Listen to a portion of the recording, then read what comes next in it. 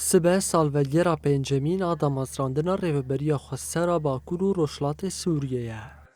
Rêveberiya Xweser bi bûneya pêncemîn salvegera damasrandina xwe daxuyaniyekê nivîskî weşand û damasrandin li gelê herêmê pîroz kir.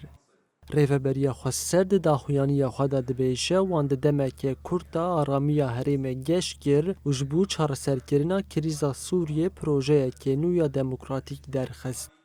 Herwiha diyar dike ku bavakirina Rêveberiya Xweser ra mafên tevahî gelê herêmê hat parastin û jinan di qadên jiyanê de roleke giring lîstin. Di beşekî din de tê bibîrxistin ku Rêveberî ji bo çareserkirina krîza Sûriyê veguherî modela rastexîn û îsbat kir ku têkiliya wê bi tu aliyan ve tune ye. Projeya Rêveberiyê pêşkêş kiriye nenavendîbûnê û ew projeya herî baş bû pêkanîna îstîqrarê û pêkanîna mafên niştimanî yên Sûriyayiyan e. Di beşekî din de dibêje deriyên Rêveberiya Xweser ji bo diyalogê vekiriye.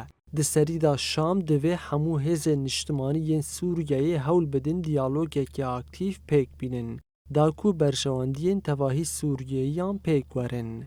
Rêveberiya Xweser diyar dike ku hêzên ewlehî û leşkerî şerê terorê kirin û hîna bi îsrar hewl didin ku tevahî hewldanên li dijî herêmên me ji hêla dewleta Tirk ve têk bibin.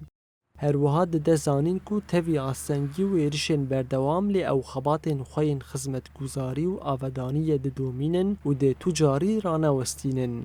Di dawiyê de Rêveberiya Xweser salvegera pêncemîn a damasrandina xwe li gelê herêmê pîroz dike û dibêje bi hembêzkirina gel û têkoşîna wan em ê herêmên dagirkirî, Efrîn, Serêkaniyê û Girê Spî rizgar bikin û li gelên wê yên bi rûmet vegerînin.